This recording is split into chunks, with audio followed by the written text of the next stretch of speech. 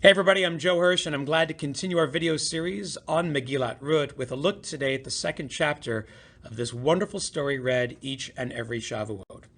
Let's take a quick flashback to the first chapter, in which we met a person by the name of Elimelech, who was the leader of Bethlehem. Elimelech and his family lived during the times of the Shoftim, approximately 3,000 years ago. And in their town of Bethlehem, a terrible famine struck, which resulted in widespread devastation. People were hungry, people were needy, and they turned to Elimelech and his family for support. Because Elimelech and his family felt like they were being besieged by requests for help, they were constantly being asked to support others, Elimelech and his family eventually leave Bethlehem and move to the place known as Moab, which we discussed in class had a history that wasn't so kind to the Jewish people, and for that reason was not looked upon very favorably by the Torah and by the Jewish people. Once Elimelech and his family settle in Moab, some terrible things happen. Both Elimelech and his sons Machlon and Kilion die, which leaves his wife Naomi without a husband and without her sons. She and her daughters-in-law Orpah and Rut make a decision that Orpah would return to Moab and resume a life there, but Rut would travel with Naomi back to Bethlehem to begin a very new and unfamiliar chapter in her life. So that's where we pick up in the second chapter, with Rut and Naomi returning to Bethlehem, and you can only describe the scene as one of total shock and amazement. Here is Naomi returning after about 10 years to her hometown, and her life circumstances have completely changed. When she left, she was wealthy, she had a husband, she had sons, and now she returns to Bethlehem penniless, without a husband, and without sons. And she's accompanied by this woman who no one has ever seen before, a person we know as Ruth. And the way the people greet Naomi is with total shock. Hazot Naomi? Is this really the Naomi that we remember from all those years before? My goodness, what has happened to her? And because Naomi has no field of her own and no money of her own, she needs to find a way to support herself, starting with how she's going to find a way to eat her very next meal. And so she and Ruth come to the decision that Ruth will go and actually harvest grain for Naomi in the field of other landowners. More on that in just a moment.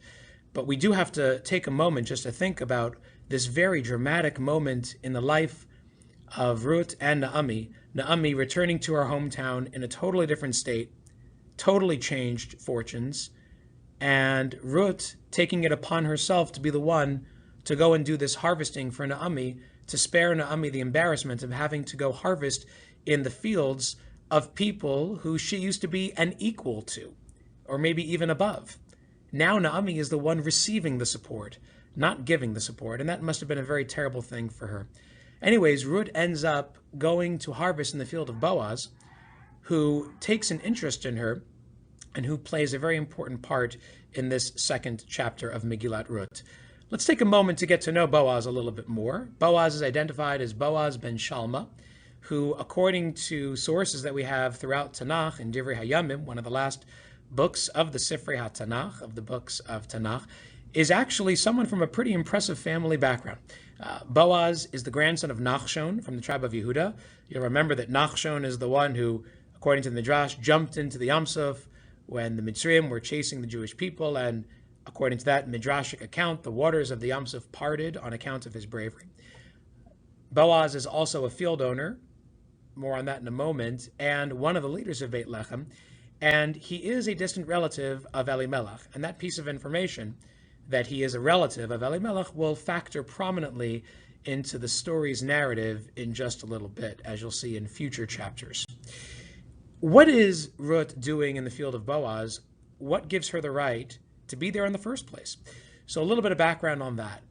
According to the Torah, there are laws that apply to field owners that require them to support poor people by giving parts of their field to the poor to harvest in.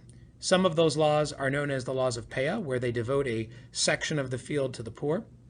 Some laws are known as Shechecha, where they leave any forgotten wheat for the poor once the farmer has harvested and moved back to the threshing room to produce the wheat. They may have forgotten some stalks back at the field. Those stalks belong to the poor. But what Ruth is doing here, along with all the other poor people who are harvesting, has to do with the law of Leket. And Leket is a law one of the laws related to field owners that requires field owners to leave any dropped stalks of grain for the poor to collect and to harvest. So as a farmer is going about the process of harvesting his wheat, stalks of grain may drop from his bundle onto the ground. Those stalks of wheat are known as leket, and they belong to the poor people. And there's quite a bit of them in the field. So poor people would often come to the fields to collect these dropped stalks of wheat, the leket, which then they could take as their own and produce for their own food. And that was what Ruth was doing here.